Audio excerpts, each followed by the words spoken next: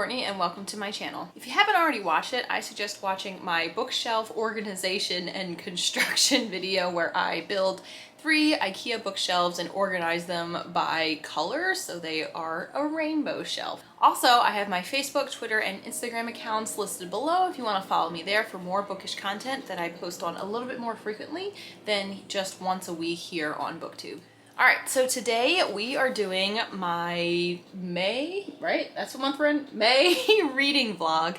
And I do these reading vlogs once a month based off of votes from you all over on Instagram and just seeing what's on my shelf and picking from there. So far this year we've done The Invisible Life of Addie LaRue, Twisted, The Tangled Story of Black Hair Culture, The Midnight Library, and the Transatlantic Book Club. So what I do for these reading vlogs is I share a little bit about what I know about the book, why it was in my selection, I guess, of ones that I suggested for you all to vote on, and then I will go over the synopsis. And then, so that's kind of like the preliminary part. Then you'll see me reading the book, maybe doing other things like folding laundry, making dinner, eating, all this other stuff to make it a little bit more visually pleasing. So it's not just me reading the whole time, which I know this is a reading vlog, but we can't spend all day reading, even though that sounds amazing. So yeah, and intermittently I will stop and give you all reflections of what I'm reading, some quotes that stood out to me, some things I might be confused about,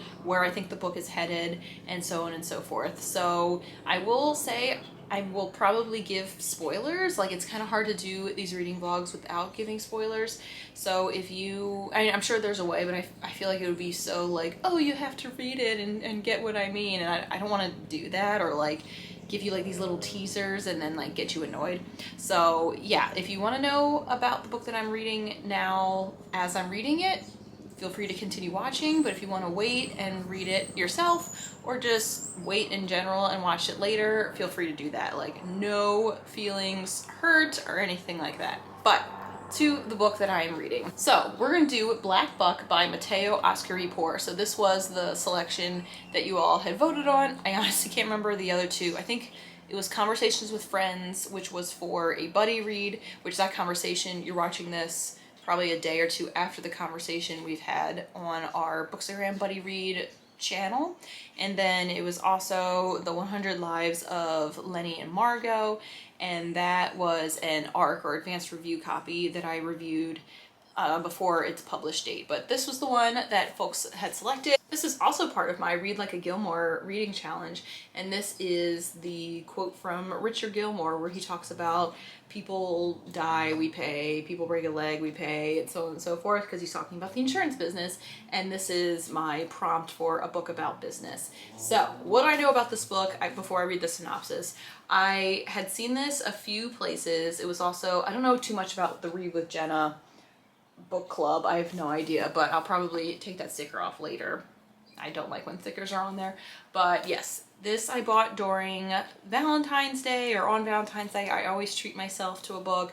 It's a form of self-love that like I'm not going to apologize for, and yeah, I am glad I picked this up. So I also knew this was being advertised during Black History Month, but I wanted to kind of span that out throughout the whole year and not just read books by Black authors or books about Black characters or culture during the month of February.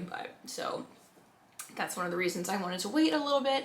But yeah, this is going to be interesting. I've heard, like I said, good reviews, and this is a, I guess, hyped up book because it is fairly new, but I think I've mentioned in vlogs past that I want to do my best to not necessarily read hyped up books, or if they are, they're by diverse authors. So yeah, let me read you the synopsis. Feel free to fast forward if you don't want to hear this. So, let me start over. An unambitious 22-year-old Darren lives in a bed-stew brownstone with his mother, who wants nothing more than to see him live up to his potential as the valedictorian of Bronx science. But Darren is content working at Starbucks in the lobby of a midtown office building, hanging out with his girlfriend Soraya, and eating his mother's home-cooked meals. All that changes when a chance encounter with Rhett Daniels, the silver-tongued CEO of Sunwoon, New York City's hottest tech startup, results in an exclusive invitation for Darren to join an elite sales team on the 36th floor. After enduring a hell week of training, Darren, the only black person in the company, reimagines himself as Buck, a ruthless salesman unrecognizable to his friends and family. But with things turned tragic at home and Buck feels he's hit rock bottom, he begins to hatch a plan to help young people of color infiltrate America's sales force, setting off a chain of events that forever changes the game. Black Buck is a hilarious, razor-sharp skewering of America's workforce. It is a propulsive, crackling debut that explores ambition and race and makes way for a necessary new vision of the American dream. That sounds super interesting, especially like this idea of the American dream. Nowadays, I don't even know what that looks like or what it's supposed to be. I remember growing up, it was like the white picket fence, the 2.5 kids in the suburbs and blah, blah, blah, blah. But I think it looks a lot different this day and age, not just with our career goals, but also family aspirations, or maybe not, or redefining what family means, and having so many more identities that are not necessarily like out in the open, but more people are aware of. Like these identities were in existence, but maybe they weren't as educated on as they are today. So it looks a lot different, and this I think is going to speak to a lot of diversity in the workforce and, like I said, reimagining what that dream looks like. So yeah, I think this is going to be great, and this is I think about 300-ish pages. And yeah, the font is not too bad. This is like the thing I do before I start books. I like try to imagine, okay, how long do I think this is going to take me? Not in a like, let me hurry up and finish it kind of way, but just so I can get my head wrapped around my own expectations of when I think I should be finishing it by, or when I can have it done for you all to give a review for. So yeah, that's where I'm at with that. But yes, back to what I said about my reading vlogs. So in the past, they've been over like the course of a weekend, so like 2 days, and I post them on a Monday. So today I'm starting on a Saturday, and I am getting a little bit of a late start. So I went for a longer run this morning. I'm training for a few races that are going to be in the fall, and I need to up my mileage. So that takes a little bit longer chunk out of the day. And then I like took a shower, did some other stuff around the house, and so on and so forth. This is not me giving excuses. It's just a reality of I just want to get other stuff done so I can focus completely on the book. And then if other things come up, that is completely fine. Like I'm setting these deadlines, like nobody's expecting me. I guess you are on Monday, but otherwise like it's not a pressure kind of thing to finish. So this may be done in a day and a half. That's what I tend to do. Like the past few monthly reading vlogs I've had. The last one, the Transatlantic Book Club, that one took I think 3 or 4 days because I started it in like the middle of the week or something. I think I had it done by a Monday. I can't remember, but I'm experimenting with how I want to approach these because I want to spend time with the text and the characters, take notes, reflect on it back to you of what I'm thinking, and also, you know, not make it too long in terms of like the length of the video or how long I'm reading it that like even I'm gonna lose interest or like I can't remember what I read. So I'm still trying to figure out what that balance is, but just know as I'm approaching this, I'm doing my best to like slow down and make note and talk to you all about where I'm at with the book, and that may or may not take a day and a half or more. So that is that. I'm trying to think any other precursors I made. Well, I think I need to re-smoothie it, but I made a smoothie. I've been trying to do more like healthy kicks out there. And so I've done Whole30, I haven't done like liquid diets, but I was just craving a smoothie for some reason for like lunch. So that just has a lot of fruit, it has some protein powder, coconut milk, turmeric, flaxseed, can't remember what else. I'm just trying out different things, but I have that at the ready. I'll probably make some tea a little bit later. Yesterday was International Tea Day, and I think I had coffee, which I'm like, rookie mistake, but I will have tea today to make up for it, and then we'll just go from there. So yeah, I think that is everything. Let's get started.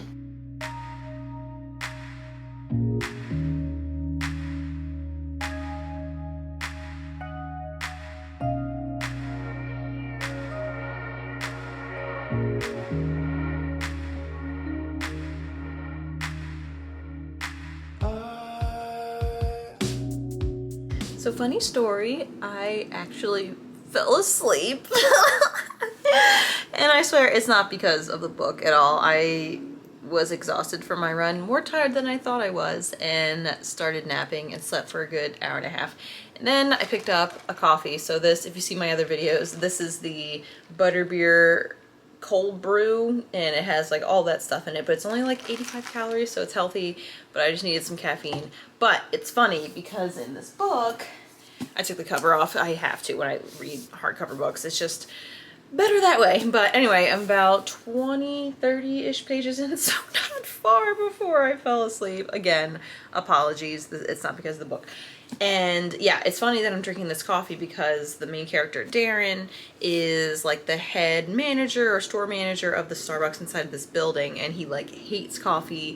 He thinks it's like a crack den for people that are like addicted to coffee and everything, and like maybe that's why I was like, oh man, I should get some coffee, or like, I don't know, it just like triggered something for me as like a, was it like a Pavlov response when like a bell rings and a dog salivates or something like that. So I thought that was funny. Anyway, the story, 20 to 30 pages in, we're learning that Darren, he's afraid for some reason of like seeking out opportunities because he's afraid of change. He lives with his mom in like this 3-story that her parents had left them when they passed away, and then his dad passed away when he was 2 years old, so he really didn't know him. So it's just been him and his mom for the most part, and then he has a girlfriend, but he's kind of a homebody and like doesn't want to leave, or he just doesn't want to leave her alone.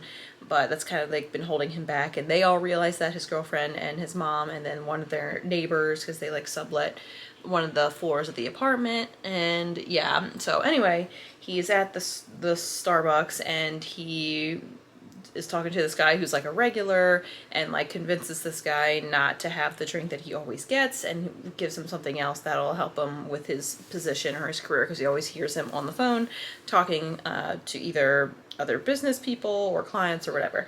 And this guy's impressed, asks him to meet him, and Darren kind of blows him off. So now the guy's back, and Darren is going to hang out because his family's right. Like, he's afraid to seek out these experiences or to take them as they come, even though it's a great opportunity and like it's fate and all that. So we're gonna find out a little bit more about Rhett, is his name, the guy that found him, or is going to like discover him as like this marketing genius, I think, in as like a salesman, and go from there. So I'm interested to see what, or like how this changes him, if it changes his relationship with his family, if anything happens there. So yeah, now I've a little bit more energy, a little bit more pepped up with some caffeine. Hopefully I can read some more. But yeah, it's around 3 o'clock. I probably will start dinner in another 2 hours or so, and maybe read a little bit more after that. Maybe I'll just need to take a break and watch some TV. I've been watching How I Met Your Mother, rewatching that, and on season 2. So if you know anything about that show, just watch the episode about the slap bet. So the first introduction of what slap bet is, and Robin Sparkles when she is a Canadian pop star. So super funny, nice like mindless TV, quick half-hour episodes. That will be a nice break in between some reading. So yeah, that's my update there.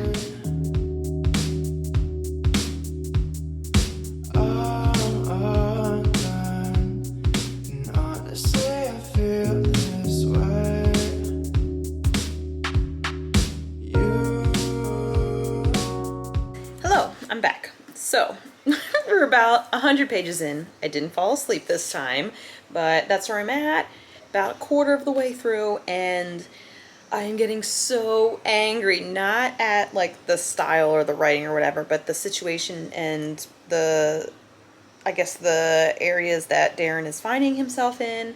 So this environment, so it's like a startup, and he's had his first few days, and they are super offensive, and like it's just rough. And it's not, him and 2 other people are new, and like they're all getting lashed at for like mistakes they're making, but the people training them, or like the folks that hired him, are making super offensive comments, and it's just like cringy and making me super angry. And it's a shame, like I personally haven't been in an environment where this kind of behavior or words are spoken like this vehemently, but I can imagine, like, I hope it's not a thing, but I have a feeling this is real life in some cases or some businesses or work environments, which is kind of frightening and sad.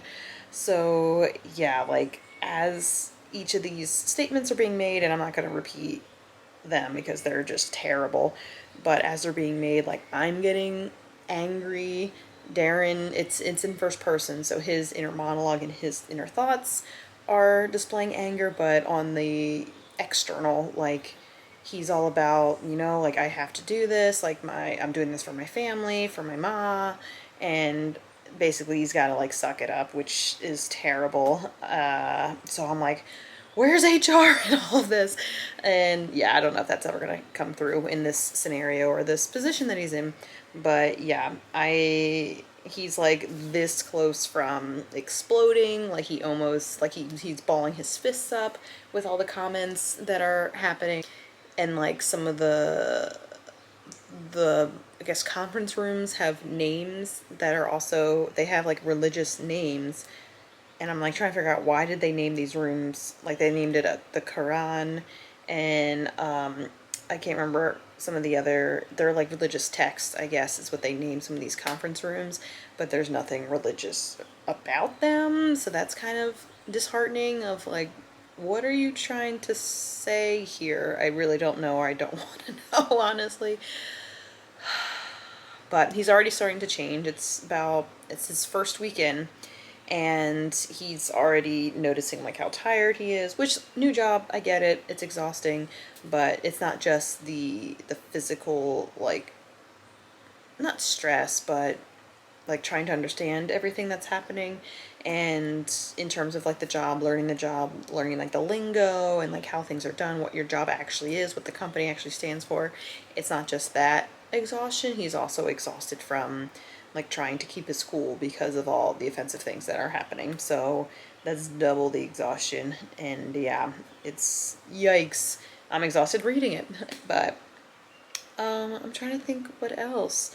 Oh yeah, he's changing a little bit, like he's like trying to get there early, not be late, which I applaud that, I appreciate that, but he's kind of already bypassing conversations with friends or former coworkers and wondering like, what if he just stayed at where he was at, then nothing would have changed, which has been his thing all along, about like not wanting to change, not things wanting to be different, or like not have the same kind of relationships or his comfort level.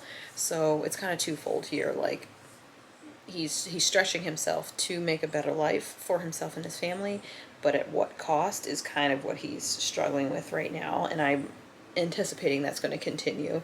But maybe he's going to make a great sale, and like he'll be thrust into like the limelight or the spotlight with the company, but how long does that last? Yeah, I'm seeing some kind of, not necessarily breakdown, but some kind of like explosive behavior coming through, and maybe rightfully so, I don't know. So yeah, that's where we're at.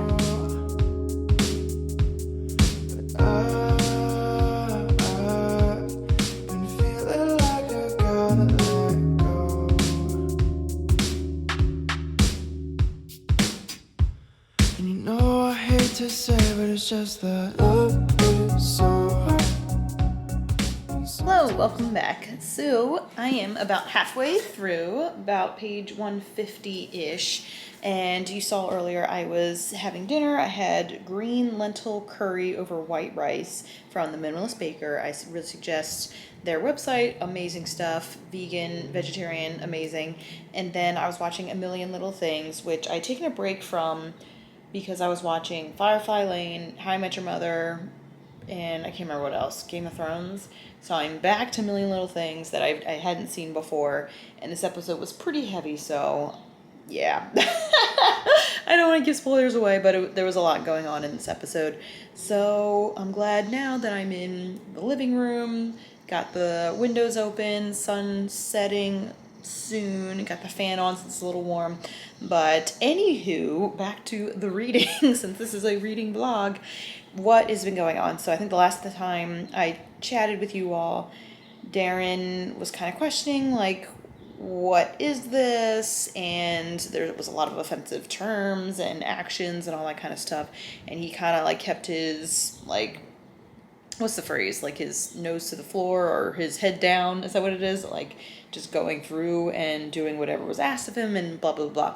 And then we got to this point where like he had to pass, it's called like Hell Week, I guess, and it's like the first week of the role where they're training and they go through all these role playing and everything. At the end of it, he had to deliver with like this role play that was super, super hard, and the person he was role playing with was like calling out all of his like life aspects of like him being raised by a single mom, him not going to college, being from a part of town that's not like wealthy or white. So he had to kind of like grin and bear it and work through the problem presented in front of him.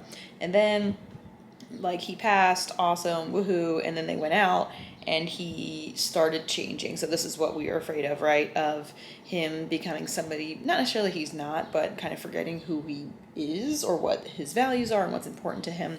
And he ended up missing like this celebration dinner his family was having for him, and they were upset and hoped that whatever he was doing was more important, or like he, I guess, enjoyed himself or it was worth it. And then we're at this part now where it fast forwards 3 months later and he's in like this, I don't know if it's a loft apartment or a new apartment, not living with his mom anymore, and we're kind of rehashing what happened between those 3 months. So what has happened? Lots. And we're at this point now where the company, something terrible happened with the company, like bad press because of like something terrible happened to a client because of one of the employees overseas, and now they're doing damage control, and Darren is being brought on as the token black man as like this interview with the CEO on like it's a version of Good Morning America, but it's a different type. It's the same concept of like an interview show in the morning. So yeah, we're about to jump into that and see what the interview is all about. And Darren knows that he's like there for optics. Like, why pick him? He's not a higher up. He's not a COO or a COO or a CFO or whatever. And he was told like, yeah, like this is good for optics to have you, and like it's the underlying statement of like, because you're black and like you're bringing diversity to this company. The person that was affected by this company's or this staff member's violence was also black. The co-host of the show is black, and there's like no black people in the audience. So yeah, interesting. Not the first time we've seen this happen in life, where we have the token person of diversity in a shot, in a scene, in an interview, whatever. So we'll have to see what he's going to be asked or what he's going to be saying, or if it's literally just he's just there to look good in a way. But bah humbug. It'll be interesting. I have some predictions or some thoughts, but I'm like hoping for not like a happy ending, but some kind of resolve, some kind of aha or change, even though he hates change, change in the workplace or the work environment or the industry in general. So I'm hoping for that, but I don't know what that looks like. Anywho, I'm going to take a break. My local like symphony and orchestra in Cincinnati, they do virtual concerts maybe like once or twice a month. They do in-person concerts as well, but because of quarantine, they have started having this practice of virtual concerts, and they've been fantastic. I've made like wine and cheese plates, and tonight I might have just a glass of whiskey because it's like, I don't know, it's just a fun night in, even though I'll be wearing my pajamas basically, but I'm excited anyway. So they're having a concert at 7:30. I have 2 minutes, so I'm gonna go log off of here or sign off for now. I'll probably read a little bit more tonight, but if I don't catch you today, I will see you in the morning. So when you get it mad in my car, I'm trying to act cool. Whoa, but something so wrong, and it's been going on for too long.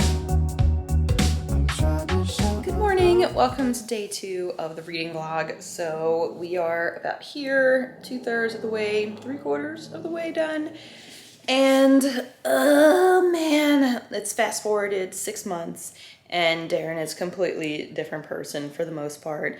And there was a tragedy at home that kind of like flipped the switch, and he's lost himself basically. He's a hotshot. He has so much money, made some deals, like legal deals. He's doing drugs, getting drunk, like all these things he promised his girlfriend that he wouldn't do, but now he's sleeping around. They're not boyfriend, girlfriend anymore, but yeah, so not the healthiest lifestyle for him.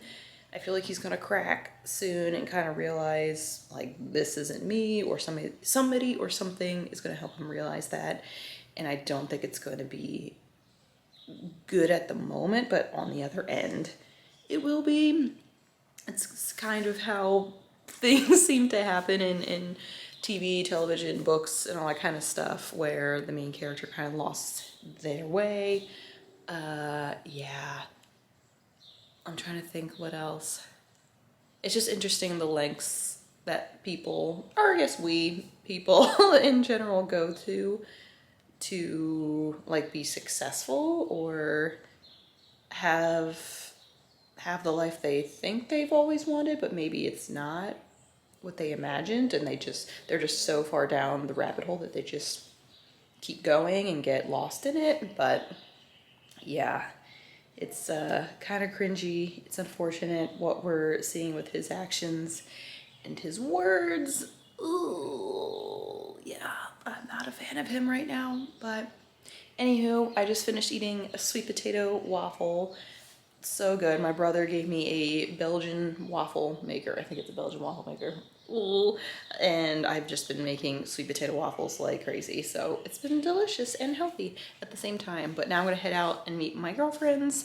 I usually get there an hour early so I can read, because we don't read when we're together, even though we say it's like, oh, coffee and books, hang out, which is totally fine. I expect that, and that's why I go early. I also brought my cross stitch kit so I can finally finish that. It's been a few months of work in progress, but you know, it'll be fine. It'll be great. I'll hang it up. It'll be wonderful.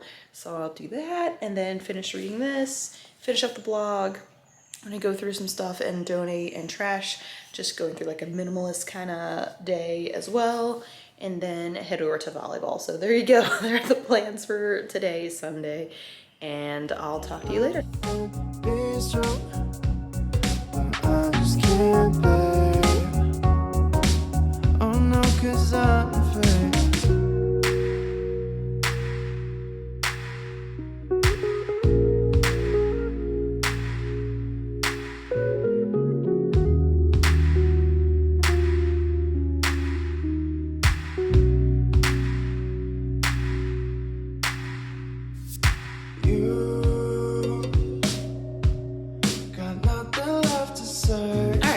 Happy Monday, everybody. As you can see, I finished late last night, which was Sunday night. So I finished Black Buck, lots of pins and tabs and flags in there. And wow, what a roller coaster. I thought it was going in one direction, which it did, and then it completely like pivoted into a different direction. And wowzers. Wow. Automatically 5 stars. I should say that. Not necessarily automatically, but like, let me just say that to begin with before I dive in to some more feedback. But I'm speechless. So where I think I left off talking to you all before I went to go get coffee, play volleyball, and read before I went to bed, was Darren was kind of like a big shot in the company, that he had started out as like an underling, the only black person there, and then he runs into some of his old Starbucks buddies and like gets the lowdown of what they've been up to, and he decides to like take one of them in and like train him to be in his shoes or like in his company, and the guy he brings in is a young black man, I believe, and he starts training him. And then the next night that he comes over, and this is like after hours, not having to do with his old company, but he just wants to like pay it forward in a way, and then another person shows up, so the word kind of spreads that this organization to help diverse minorities or disadvantaged people get the training and skills that they need so they can get positions like what Darren has or get into the field. But it's kind of like an underground kind of thing, so they call it happy campers because they don't want to like give away, one, that Darren is the lead of it because he shouldn't be doing that based off of his organization, and then, or he just doesn't want to have his face or his name attached to it. And then they have like their own like logo and like way of greeting each other if they see each other out in the wild. And then it grows internationally or across the country, internationally, and that kind of causes a problem for one of the older members of his older company, Zoomian, I don't know how to pronounce it, but that guy left because his favoritism wasn't there anymore. The one guy, Rhett, who hired Darren, is now favoriting Darren, maybe because he's better, maybe because he's black, not really sure there, but Clyde is taking that as a personal slight, so he goes off and does his own thing, which turns out to be like white people deserve as much equal favor, or like they're getting discriminated against because they're white in the workforce, and all these minorities are coming up who don't have the skills and all this stuff, and like, whoa, it went exploding from there into like a race war between the two organizations. So Clyde starts his own, and like that is about like white people sticking together, getting ahead, whatever, and then Darren has his, but he's still like not the name or the face behind it. And then things turn violent, things turn aggressive, and yeah, it's a lot, and like the news and media get involved.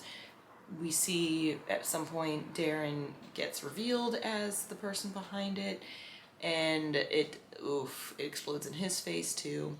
But I guess the positive in it is that he's seeing how like there should be more equal opportunity, so he's trying to be like a mentor and like to coach these men, women, whoever into these experiences, and not just black people, it's like Asian, it's Middle Eastern, it's whatever. So he brings in his old friend Jason and his ex-girlfriend into the fold to learn more and to get ahead as well. Not in like, and that's part of the thing too, like it's not for malicious intent, it's for growing, learning, being more confident. So the values are there, they're good, they're moral, but then it's seen to folks outside the organization as like discriminating against whites, and then oh gosh, it's a mess. So he gets ambushed, basically, he gets threatened, some of his people get like beat up, his house gets burned down, and then there's people on the inside of his organization that actually are the leaks to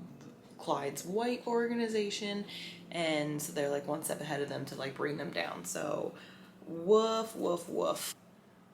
Oh man, those are pretty heavy chapters to read about like what lengths each of them were going to, and Darren was doing the best he can to not get into violence, and he didn't. He was launching more like cyber attacks, and he didn't even do what these other folks were thinking of in terms of posting like photos or incriminating photos of Clyde, and he was like, no, we're not going to stoop that low. So I give him respect for that for sure, but what a position to find yourself in, of like trying to do good, and then what other people are seeing, mainly white people, is seeing it as like, whoa, whoa, whoa, whoa, what do you think you're doing? You're not better than us, or anything like that. Wowzers. Let me pull out a few quotes that I thought were interesting throughout the whole book. So back when I said he was afraid of change, this quote really nails it, I think. He said, you see, it's easy for someone to walk around telling everyone that they're just waiting for the right opportunity, but an entirely different thing when they actually receive it. An opportunity means change. An opportunity means action. But most of all, an opportunity means the chance of failure. And it's the potential for failure, more than failure itself, that stops so many people from beginning anything. Back then, I was no different. So yeah, we see him go throughout this change throughout the whole book, like so many different pieces, but in the end, I think the change that he has he still has himself from the beginning of the book, but he's stronger, more confident, and able to take more risks for the greater good. So that was good. All right, so there's one scene where Rhett and Darren are playing pool, and Rhett beats Darren, and he says, "I tell you one thing," Rhett said, "I sure hope you sell better than you play pool." "This game's fixed," I said after he whooped my ass. "Any game where one white ball can beat the living crap out of every other non-white ball on the table has to be rigged. It's not fixed, Buck. You just need to change your approach. All you need is a coach." So this is kind of the theme throughout. Like, Darren sees this unfairness, and Rhett and the rest of the world are like, "No, you need to adjust and like change your tactics. Everybody has the ability to be successful. You just need to change how you're doing it." So he did do that, but then people didn't see it that way. So interesting. And then here's the reason why Darren chose to start like helping out his friends in the coffee shop, and then like it grew to what Happy Campers is. He said he heard Miles' voice. "It's the duty of every man and woman who has achieved some success in life to pass it on, because when we're gone, what matters most isn't what we were able to attain, but who we were able to help." So that kind of like propels him into like, he was given a chance, not by a black man or a diverse person, but because he was black. But now that he has this power, and not in like a, like I said, malicious kind of way, but he has influence, he has skills that he didn't have before, he can pass that on. But yeah, I like the style of this book. It was written more like a memoir, like a fictional memoir, because he's writing this in the future and like going through all the lessons he's learned, and each part is broken down into like different aspects of a sale. So I like that strategy. I didn't really know too much about business. Like, I'm in marketing, but we don't go into depth like this with the things that I'm marketing out there when it comes to books. And yeah, it's not necessarily about the bottom line and like making millions and like buying the Giants. The New York Giants is what one of the gentlemen wanted to do, but I liked the nuances of being confident and like asking the right questions, I guess. Not necessarily like to get what you want, but in a way, depending on what you want. And hopefully it's not malicious or false advertising, or, you know, not gonna be great for the customer. So yeah, lots, like I said, lots to unpack. I was thinking about this as I was reading it, that I would donate this, gift it, or whatever. And like, he's very adamant about like, keep this copy but buy one for somebody else or leave one for somebody else. And I think that's what I'm going to do, because not that I'm going to reread this right away, maybe not even this year, but I think the conversations I can have from this book are important enough for me to hold on to this and not just say like, "Oh, I read it," or like, "Oh, remember that story," and like remember these quotes that I tagged. But I think just so much happened, so much that I know a lot of Americans and people around the world feel, and like conversations that are happening, maybe not even conversations, like arguments that are happening around diversity in the workplace, or like, what does that look like for equal opportunity. I think this is a good one to have that conversation about and to hold on to. So this is going on, I guess it's going on black shelf for my rainbow shelf, even though I kind of want to put it on yellow, but because that's fine. So yeah, wow. I definitely could have finished this in a day and a half, maybe even a day, but like I had mentioned, this was a lot to unpack. Even though the last, I think 80 pages is what I read last night before bed, was just like boom, boom, boom, and I don't think I could have done that along with everything else that was going on in the book all at once, or in one day or a day and a half. So wow. So yes, thank you so much for joining me on this journey for my reading vlog for May. June, I think I have an idea of what I want it to be. I don't know if I'll put it into a vote, because there's one I'm like staring at it right now. One I've been wanting to read for a long time, over a year, I would say. And I think it was on my June TBR to begin with, so be on the lookout for that, and when I announce it on Instagram and everything. But yeah, thanks again for watching. If you like this video, please give it a thumbs up, comment down below your thoughts, or if you have any other questions about this book. Again, it is Black Buck by Mateo Ascaripour. Fantastic read. And yeah, I have my Readerly, my Storygraph, and my bookshop wishlist listed below. If you want to support me over on those channels, feel free to do that. But otherwise, have a great day and happy reading.